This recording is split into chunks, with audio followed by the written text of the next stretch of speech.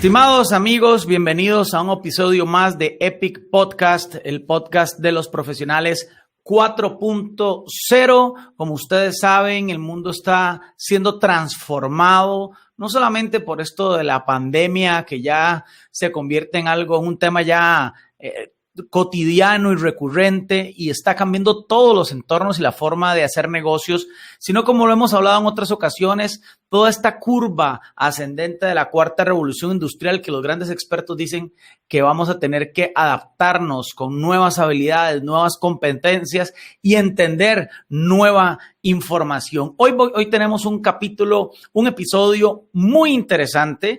Quiero contarles que tuve el privilegio de estar en un curso sobre este tema en particular y cuando lo escuché dije, sin duda tenemos que conversar de esto para que las personas empiecen a comprender y a profundizar en este concepto, y lo pongo una vez en la mesa, que tiene que ver con las criptomonedas. Y yo sé que tal vez algunos rechazan el tema de primera entrada, pero hoy vamos a ver que se puede convertir en un tema entendible y además, más que entendible, va a ser un tema necesario. Hoy tenemos una gran invitada. Ella estudió un bachillerato en física en la Universidad de Costa Rica y sacó un doctorado además en física atómica en la Universidad de Nevada en Reno.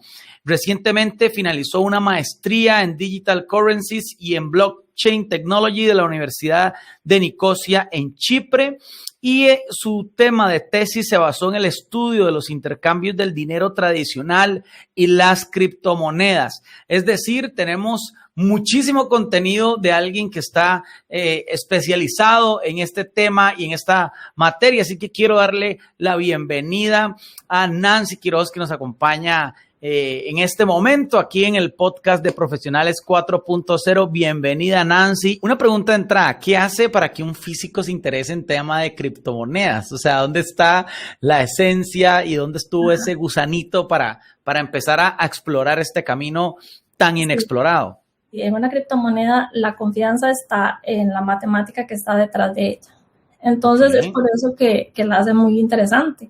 Y también la forma en la que están estructuradas, o sea, cómo se llega a ese tipo de confianza y a la descentralización, que tenemos que hablar también de la parte de la descentralización, porque las criptomonedas no están controladas por un ente gubernamental, o sea, están controladas por el software.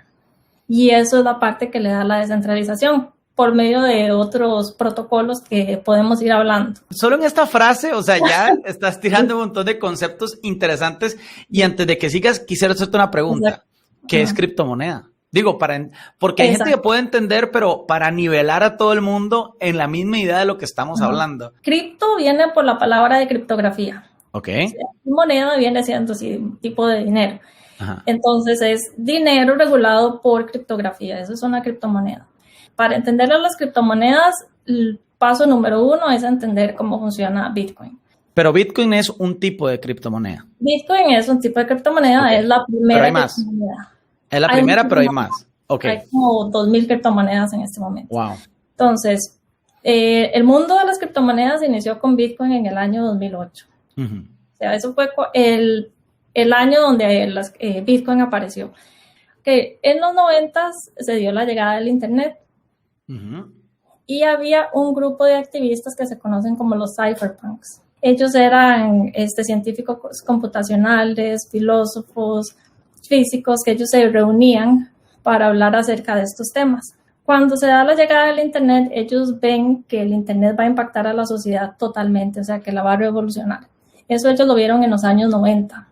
Y ellos decían, no, o sea, el Internet va a impactarnos y el problema va a ser si compañías o los gobiernos tienen el control del Internet.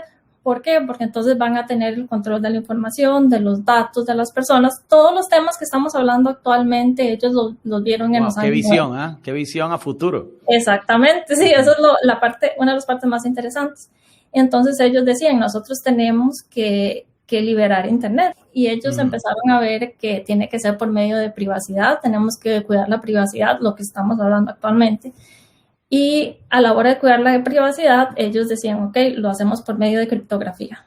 Criptografía son ciertas técnicas que se utilizan para oscurecer la información. Entonces ellos decían, utilizamos criptografía, pero también para que el Internet sea completamente libre necesitamos un tipo de moneda o de dinero que esté en el Internet, que tenga las características del Internet, que no tenga fronteras. Ese tipo de dinero no puede ser controlado por un gobierno o una organización, tiene que ser totalmente descentralizado. Hubo muchos intentos antes de Bitcoin acerca de dinero descentralizado, pero habían fracasado. Hasta que uno de los cypherpunks pudo unir esas ideas y propuso a Bitcoin.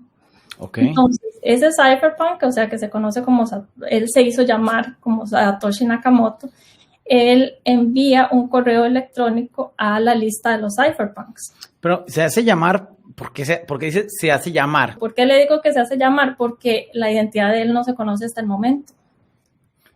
O sea, no sabemos quién es Satoshi Nakamoto. Él simplemente se hace llamar Satoshi Nakamoto, envía este correo a los cypherpunks y él dice, estuve trabajando en un dinero que es descentralizado, que funciona como dinero en efectivo, y básicamente él unió todas las ideas que los demás cypherpunks habían estado intentando, bueno, que habían propuesto para los dineros que no habían funcionado. Y cuando los cypherpunks leen el código y la propuesta que hace Satoshi Nakamoto, ellos quedaron totalmente fascinados porque dijeron, esto sí va a funcionar. Y empezaron a trabajar con Satoshi Nakamoto para crear el código. Bueno, ya Satoshi Nakamoto tenía cierta parte del código lista. Uno de los cypherpunks, que se llama Hal Finney, él también le ayudó a mejorar el código y fue cuando liberaron Bitcoin en el 2008. Y yo creo que podemos empezar a concluir cosas para la gente que nos escucha, que lo que para mucha gente hoy es nuevo o inexplorado, en el mundo no es un tema nuevo. Es un tema que viene de mucho atrás. Eso es un muy buen punto. Y de hecho acá cometí un error. O sea, yo dije que Bitcoin se liberó en el 2008. O sea, la propuesta de Satoshi Nakamoto en el correo electrónico fue en el 2008, en el 31 de octubre del 2008. Cuando se libera el código es en el 2009, en enero del 2009. Ok. Bitcoin se libera, en el 2009, pero es el resultado de prácticamente 40 años de investigación y desarrollo de ciencia computacional y criptografía. Y hasta este momento es cuando las personas están empezando a escuchar la palabra Bitcoin, porque el precio ha subido de forma... Porque es noticia. Todas las semanas hay noticias ahora del Bitcoin. Exacto, pero esta es la forma en la que Bitcoin nace, o sea, como una forma de rescatar la privacidad y anonimidad en Internet, también para descentralizar. Tengamos un momentito en esta palabra descentralizar, porque has hablado mucho del tema de descentralizar y me imagino que es que la moneda tradicional que nosotros conocemos tiene un tipo de respaldo y un tipo de control y esta evidentemente tiene otro, ¿no? Por lo que estoy interpretando. Para la gente que nos escucha, ¿qué es descentralizar y por qué es tan importante en la creación del Bitcoin la descentralización? Para mí, o sea, esto es mi opinión, o sea, hay 3 pilares donde siempre se busca tener la centralización, control o poder. 1, energía. 2, dinero, o sea, que están buscando ser potencias mundiales. Y el tercero sería en información o en datos. Y aquí tenemos a las compañías. Cuando hablamos de descentralización es precisamente que ya los usuarios estén también al control, o sea, que también tengan ese poder que solamente tenían gobiernos y compañías. Que me imagino que eso no debe hacer mucha gracia a alguien. Exactamente, por eso es que Bitcoin tiene tan mala fama, porque claramente bancos y gobiernos no les atrae, a ellos no les atrae. Pero sí es atractivo para nosotros los ciudadanos, porque es una forma también de recuperar ese control que hemos perdido.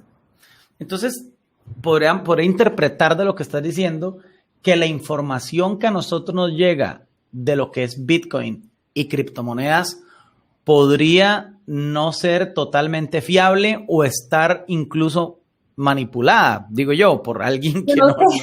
Sí, exacto. O sea, lo que hay que hacer es buscar muchísima información, o sea, leer mucho del tema. O sea, porque si nosotros nos vamos por un artículo, o sea, es muy probable que sea escrito por entes que quieran seguir en la parte de la centralización. Ok. Y entiendo por lo que hemos conversado que ese es el espíritu bajo el cual nace la criptomoneda. Y ahora, este tema, bueno, ahora viene el 2009, que nos acabas de explicar, que viene como esta liberación del Bitcoin y de las criptomonedas, porque no sé si en el 2009 hay varias criptomonedas o solo nace Bitcoin y después empiezan a haber otras, ¿no? Inicialmente nace Bitcoin. Años después es que empiezan a nacer más criptomonedas porque ven que Bitcoin tiene éxito, o sea, que Bitcoin realmente funciona, que es un código transparente, que es descentralizado, que es privado. Entonces es cuando más personas se empiezan a interesar y empiezan a crear su propia criptomoneda, porque el código fuente de Bitcoin es un código abierto. Entonces más personas pueden utilizar ese código para crear su propia versión de criptomoneda. Las personas tienen la idea, por lo que he podido conversar y escuchar, que dicen, bueno, es que el dinero tiene un respaldo. El dinero tradicional, o sea, que nosotros conocemos, colones, dólares, euros, no está respaldado por oro. Lo que está es respaldado por la confianza en los gobiernos. O sea, si ellos quieren imprimir más dinero, simplemente lo pueden hacer. Antes en oro, después no, ¿verdad? Eso es como un tema, pero el Bitcoin no tiene ningún respaldo. Entonces, en cualquier momento, usted tiene su plata ahí y se desaparece y usted no tiene a quién reclamarle. ¿Qué opinas vos de esa percepción? Hay medias verdades. Okay. En eso que acaba de decir. El dinero en forma de criptomoneda está respaldado por el código, está respaldado por la criptografía. Entonces, la confianza no está en un ente centralizador porque no existe una compañía que esté detrás de ellos. Por ejemplo, no hay una compañía que se llame Bitcoin. Entonces, lo que respalda a Bitcoin es la confianza en la criptografía. Entonces, como usted es lo también mismo, básicamente. O sea, digo, sí, es muy mismo. O sea, las dos están basadas en confianza. El tema es en quién confío. Confianza en entidades centralizadoras, gobiernos. O sea, entonces, si hay, por ejemplo, países que no confían en su gobierno, entonces el dinero pierde también valor. Ok. Entonces, la idea de una criptomoneda es que funcione como dinero tradicional de una forma digital. Okay. Entonces vamos a desempacar. A desmenuzar esto. Exacto. Por ejemplo, vamos a un supermercado y si compramos nuestro diario para la semana y pagamos por medio de una tarjeta de crédito. Entonces tenemos esa opción, o sea, decir, ok, vamos a pagar con tarjeta de crédito. Eso sería un tipo de dinero digital. Entonces, lo que hacemos es presentar nuestra tarjeta y también una identificación. O sea, tenemos que identificarnos para realizar ese pago. Ese pago parece que se hace inmediato y de hecho se hace inmediato, pero en realidad está pasando a través de un ente bancario. Que ese ente bancario está diciendo, ok, Nancy quiere pagar, tiene tanto dinero, bueno, en su cuenta o tiene el crédito necesario para realizar este pago, lo vamos a aprobar. Y ahí en ese momento es cuando el cajero dice, ok, su compra es aprobada. Pues porque pasó por toda esta parte descentralizadora, donde aprobaron mi transacción. Pero ¿qué pasa si yo hago esa misma compra con dinero en efectivo? No necesito identificarme, o sea, simplemente es una transacción entre pares. Ya. Eso es lo que tratan de hacer las criptomonedas, que sea una transacción entre pares donde no se necesite ese ente centralizador para realizar el control. Exactamente, entonces por eso no hay que identificarse, o sea, simplemente es una transacción de uno a uno. Una pregunta muy práctica. Los profesionales de hoy en día, indistintamente si estén emprendiendo, si están desarrollándose dentro de una organización, tengan su propia empresa, indistintamente del tema, ¿por qué, Nancy, bajo tu criterio, es importante que un profesional hoy actualizado sepa de criptomonedas? Y tal vez no hablamos de una manera profunda, ¿verdad? Pero por lo menos que la entienda y qué debería saber para poderlo aplicar y qué consecuencias puede tener en corto plazo, mediano plazo, el estar desactualizado con este tema.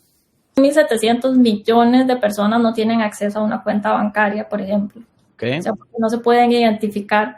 Viven en países donde ganan muy poco para que un banco les abra una cuenta. Entonces, son personas que están sin banco. Entonces, esas personas no son parte de una economía. O sea, las criptomonedas sí vienen a darles a ellos una forma de insertarse en un sector económico. En esos países, o sea, los profesionales sí tienen que analizar las criptomonedas como una forma de darle esa inserción a esas personas. Y si ellos tienen, por ejemplo, una organización, una compañía que brinde servicios, entonces es importante que ellos piensen en las criptomonedas también como una forma de pago para esas personas que no tienen una forma de cómo hacerlo. Ahora, en países privilegiados, donde la mayoría del sector de la población sí están bancarizados, entonces se puede ver como que las criptomonedas son innecesarias. Y es cierto. O sea, en ese caso, por ejemplo, la gente puede decir, ok, pero ¿para qué me voy a complicar con criptomonedas si los bancos funcionan perfectamente? O sea, el otro punto más bien sería de por qué pensar en criptomonedas es que muchísimas compañías ahora están invirtiendo en criptomonedas. O sea, están, por ejemplo, Mastercard, o sea, ya por ejemplo el banco de New York Mellon está diciendo que va a tratar a Bitcoin como otro tipo de activo. Ok. Tenemos a Tesla, que invirtió una cantidad exorbitante de dinero en Bitcoin también. O sea, ellos dicen que ellos que tienen en su mente, en su visión, recibir pagos en Bitcoin en intercambio de los carros Tesla, por ejemplo. Entonces, si ya tenemos compañías, o sea, así de tan grandes y de peso, viendo las criptomonedas también como una forma de pago, entonces es importante que también nosotros como profesionales empecemos a analizar eso en nuestras empresas.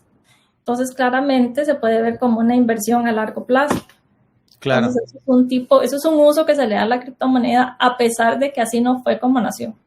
No fue por eso que nació, como una forma de inversión. O sea, la idea de los cypherpunks era utilizarla como una forma de pago, un medio de pago en efectivo, como lo que estábamos hablando. Están también los otros que utilizan a las criptomonedas como una forma para hacer trading. Ajá. Y es porque la volatilidad es tan grande que sirve también para eso. Se presta para eso, pero tampoco esa fue la intención de cómo nació las criptomonedas. Son como efectos secundarios. Exactamente. Entonces, es importante, por ejemplo, que nosotros como profesionales sepamos estas diferencias, o sea, para saber dónde nos ubicamos nosotros. O sea, si yo voy a ser un trader o si yo voy a ser un inversionista a largo plazo o si yo quiero aceptarlas en mi compañía, por ejemplo, si yo brindo un servicio como un medio de pago. O perfectamente puede decir, no me interesan y me quedo atrás y si llega... si llega a futuro donde todo el mundo las utiliza, entonces ya eso sí me obliga a utilizarlas, pero la idea de los profesionales 4.0 es que seamos también visionarios. Claro, totalmente. Y tengo una pregunta, deberían estar, o me imagino que hay industrias que están más cerca de las criptomonedas que otras industrias. Estoy conjeturando. Por ejemplo, que no sé si hay industrias donde ya se está pagando con bitcoins, por ejemplo, que sea más usual que otras. Tal vez comprar un carro no, pero tal vez comprar un curso sí. ¿Verdad? Digo, tal vez hay industrias que ya están interactuando más con las criptomonedas que otras industrias y los profesionales deberían entender en cómo, en qué nivel su industria está interactuando con estos nuevos métodos de pago. Eso todavía, lamentablemente, no se está viendo así, o sea, porque las personas están viendo y también las compañías que el precio está aumentando. Entonces, por el momento no quieren vender. Entonces, están utilizando las criptomonedas más bien como un almacenamiento de valor, como si fuera un tipo de oro digital. Ok. Y yo creo que eso se da porque apenas se están conociendo.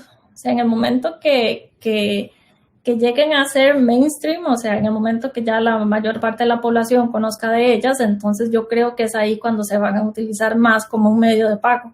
En este momento, cuando las compañías están comprando criptomonedas o las personas también las hacen como quiero ganar, o sea, quiero primero mantener mi reserva porque pueden aumentar de precio.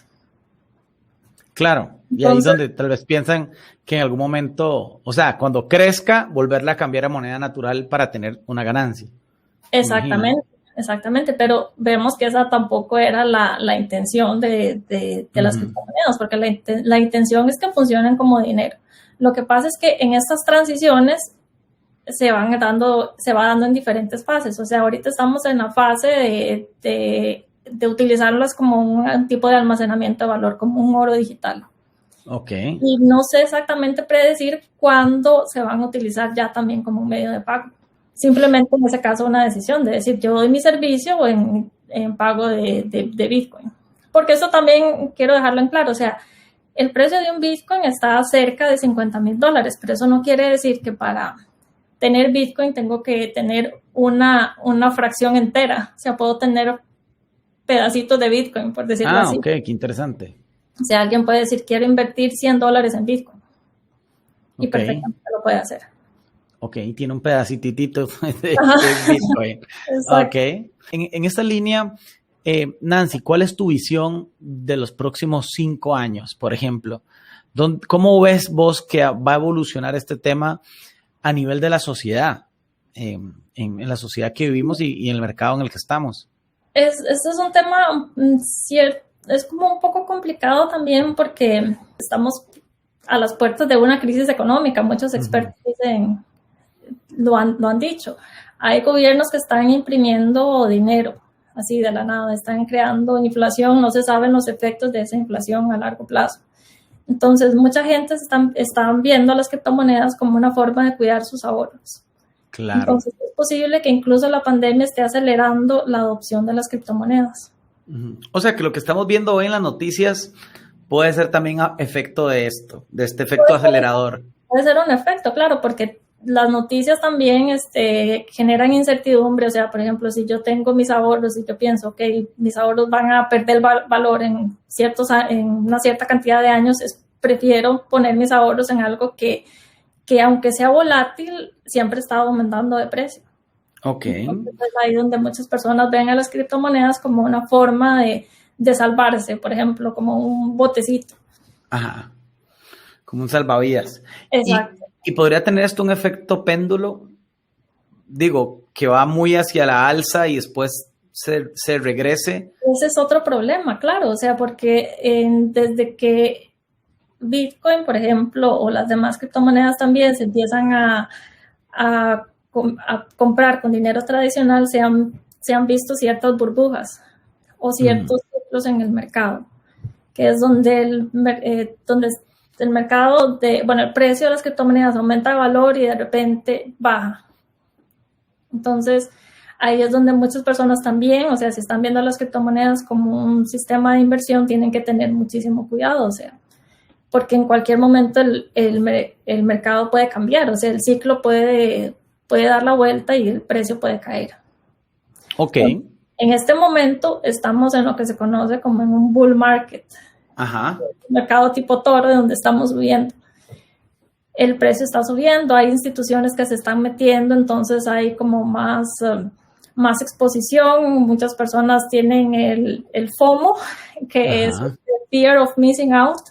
Entonces se quieren meter, quieren comprar porque quieren estar también ahí. Pero ¿qué pasa si el mercado también cae? Entonces, si muchas personas han puesto todos sus ahorros ahí, entonces es muy probable que después los pierdan. Claro. Entonces, por eso que hay que tener también hay que estudiar bastante para saber exactamente cuánto invertir. O sea, en el caso de las personas que quieran invertir, o sea, yo no hago eso, o sea, yo no hago la parte del trading, o sea, yo no veo las criptomonedas como no utilizo la volatilidad de las criptomonedas para ganar dinero. O sea, eso sería, si una persona está interesada en eso, entonces tendría que buscar a un experto en esa área que les den consejos. Lo que yo sí puedo decirles es que tengan mucho cuidado. Okay. Lo que puedo decirles es cómo las están utilizando las personas. Las están utilizando como un medio de inversión, como trading. Yo las veo como un medio de pago, como un tipo de dinero. O sea, tal vez no estamos en eso todavía, pero llegaremos tal vez en unos años. Ok, ¿cuánto tiempo calculas? No sé, pero he estado pensando que puede ser unos 10 años tal vez. Ok. Tal vez menos, es difícil calcular. ¿Y todos estos cambios, hay alguna forma de anticiparlos? O sea, el movimiento del Bitcoin, me imagino que deben haber factores que los especialistas puedan leer para intuir si si el Bitcoin va a subir, va a bajar y tomar ciertas posiciones, porque si hay trading y volatilidad, significa de que alguien está midiendo el escenario. ¿Se convierte en algo predecible? Las están como las están utilizando como si fuera un stock. Ajá. Entonces están viendo los charts de la misma forma, intentando interpretarlos así. Yo respeto y admiro mucho los que hacen eso, porque en realidad a mí no me llama la atención hacerlo de esa forma. Porque para mí las criptomonedas no son una herramienta de inversión. O sea, se pueden utilizar para eso, pero no fue por eso que nacieron. Se pueden utilizar para el trading, pero, o sea, no fue para eso que nacieron. Entonces es por eso que a mí no me interesa verlas de esa forma. Nosotros nacemos en una sociedad donde nos enseñan a utilizar el dinero, pero nunca nos han enseñado a preguntarnos por qué lo utilizamos. Uh-huh. O sea, preguntarnos por qué y para qué estamos y qué es. Entonces las criptomonedas nos dan una forma de hacer ese alto y decir, ok, ¿para qué por qué estamos utilizando el dinero? O sea, ¿quién está al control? O sea, ¿puedo yo tener control? O sea, la parte de la descentralización. Esa parte filosófica es en la que yo me intereso. Sí, que no significa que la otra esté mal, ¿verdad? Son como del mismo cubo, diferentes, y cada uno tratará de utilizarlo a su favor. Pero quiero saber tu opinión respecto a esto. Las escuelas de negocios, las universidades, ¿consideras vos que deberían empezar a adoptar este tema como eje transversal a los diferentes cursos y las diferentes enseñanzas que están dando? ¿O debería pasar de lejos, o debería estar ahí el cimiento de empezar a sembrar la semilla en los nuevos profesionales que vienen a corto plazo? Claro que sí, claro que sí deberían de empezar a analizarlas, porque la demanda lo está pidiendo. O sea, los mismos estudiantes están interesados. Y los mismos estudiantes necesitan tener información de buena fuente. ¿Qué mejor que una universidad para proveerla? Una persona que las analice, o sea, que las analice de una forma objetiva y les cuente a los estudiantes de esto es y esto es lo que se trata. Así fue como nacieron. Y entonces cada persona, o sea, cada individuo puede analizar la forma en la que quiere interactuar con ellas, o sea, porque ya esto es una tecnología que tenemos. O sea, cuando el Internet nació, eso nos brindó una forma de transferir información. Ahora, con las criptomonedas y con la llegada de Bitcoin, tenemos una forma de transferir valor a través del Internet.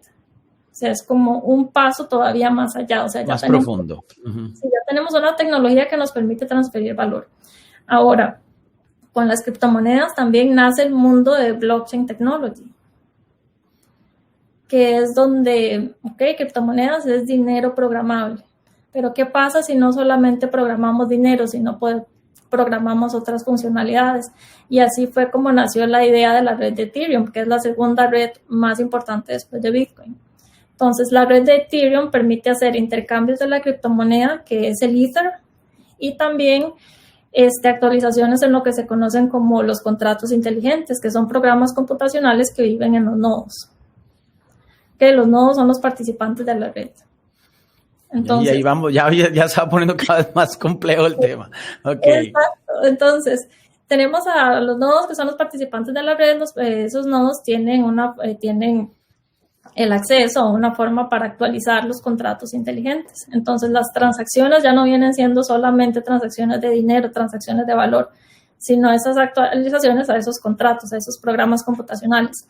Y el creador de Ethereum lo que tenía en mente era crear una computadora mundial descentralizada. O sea, vea por dónde vamos. Iniciamos con el movimiento activista, los cypherpunks, y ahora ya estamos hablando de una computadora mundial descentralizada a través de Ethereum y por la tecnología de blockchain, que es la tecnología que está detrás de Bitcoin. ¿Y esto hace cuánto fue, para ubicarnos como en el tiempo? Ethereum nace en el 2015. Wow. O sea, 6 años después de que sale Bitcoin. Sí, entonces estamos en un mundo donde hay muchísimos cambios, o sea, y no sé por qué las universidades más bien están como retrayéndose, como que están viendo o no sé si ni siquiera lo están viendo, pero es como que están viendo todo esto evolucionar enfrente a sus ojos y no están formando parte, o sea, ellos podrían también estar participando. Cuéntanos un poquito la experiencia que hablábamos ahí detrás de cámaras de por qué estudiaste en Chipre, que tiene que ver con esto mismo, ¿no? Ok, ellos tuvieron una crisis económica muy fuerte, donde los bancos también tuvieron un papel, un papel desfavorable en esa crisis. Ajá.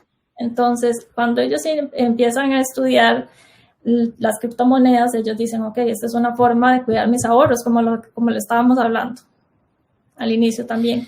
Entonces, las criptomonedas empiezan a ser también famosas, populares en Chipre. Uh-huh. Entonces, la universidad fue muy visionaria, la Universidad en Chipre de Nicosia, fue muy visionaria y ellos dijeron, ok, nosotros tenemos que también ponernos a analizar y entender este tema. Y ellos fueron los primeros en el mundo que empezaron a darle forma desde el punto de vista académico. O sea, hasta el momento no sé si hay más universidades, pero cuando yo me empecé a interesar, a mí me gusta la estructura, o sea, el tener conocimientos. Sos científica, eso está en tu ADN. Entonces, yo empecé a buscar, o sea, ¿existirá alguna universidad que esté tratando las criptomonedas? Y entonces fue ahí donde encontré esta universidad en Chipre. De hecho, uno de los proponentes más importantes del área de Bitcoin, que se llama Andreas Antonopoulos, es profesor en esa universidad, en ese programa. Entonces yo dije, ok, yo quiero aprender acá. Claro. Y así fue como inicié el programa.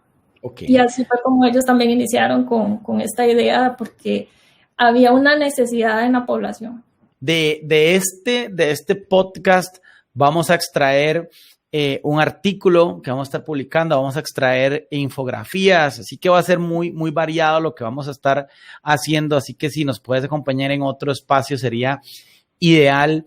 Yo quiero hacerte una pregunta para las personas que nos están viendo o escuchando, que quieran ampliar este conocimiento. ¿Cuál es tu recomendación? ¿Dónde pueden encontrar información? ¿Quiénes son referentes que estén transmitiendo información fidedigna acerca de las criptomonedas? Ok, bueno, eso es una muy buena pregunta porque usualmente, bueno, la forma en la que yo inicié fue con YouTube. Y hay muy buenos videos en YouTube, en realidad. O sea, sí tienen que ver bastantes, como para tener una idea. Este educador también que les mencionaba, Andreas Antonopoulos, o sea, él, si ustedes hablan en inglés, o sea, él tiene un canal de YouTube donde su información y sus videos están en inglés, pero también tiene un libro en español que se llama El Internet del Dinero. Entonces, de verdad, súper recomendado.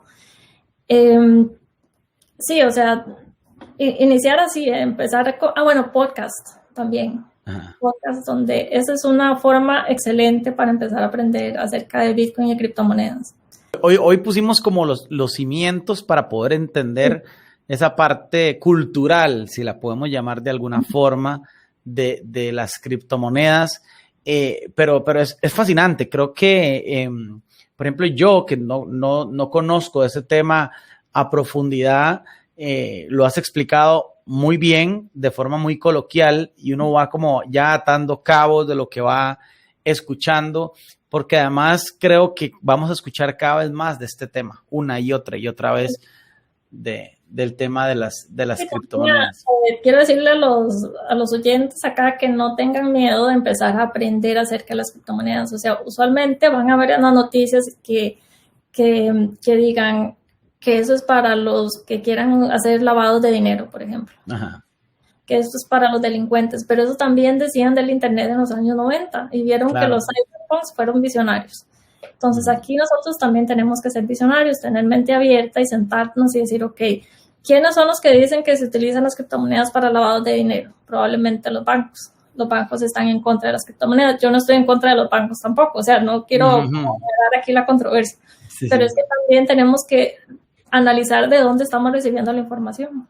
Claro. Entonces, personas que quieran la parte de la descentralización, o sea, que abogan por eso, probablemente van a estar a favor de las criptomonedas. Entonces, podemos escuchar también ese punto de vista y nosotros también formarnos nuestro propio punto de vista.